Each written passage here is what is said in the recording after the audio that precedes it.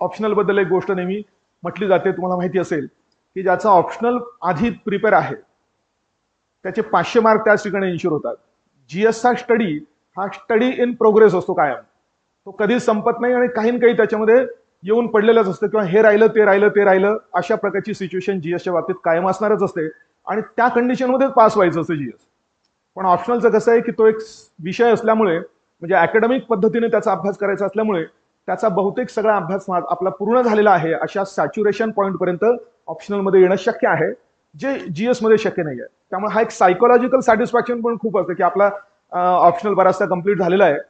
आणि असं समाधानी असेल तर मग जीएस कडे आपण व्यवस्थितपणे लक्ष देऊ शकतो अशी पण कंडिशन आहे. त्यामुळे ऍटलीस्ट जर तुम्हाला शक्य असेल तर 2 किंवा 3 तास देऊन पुढच्या साधारणतः 3-1 महिन्यामध्ये त्यातला ऍटलीस्ट 50-60% सिलेबस, 50-60% म्हणजे मी सिलेबस याच्यापैकी नाही म्हणत आहे, पूर्ण दिलेल्या सिलेबस पैकी 50-60 नाही म्हणत आहे, तर पूर्ण दिलेल्या सिलेबस पैकी जेवढा रिलेव्हंट सिलेबस आहे त्या रिलेव्हंट सिलेबसच्या 50-60% जर तुम्हाला करता आला, म्हणजे एकूणात तो किती येईल, साधारणतः 30-35% येईल समजा, तर तेवढा जर तुम्हाला करता आला तर सुद्धा तुम्हाला बऱ्यापैकी कॉन्फिडन्स जनरेट झालेला असेल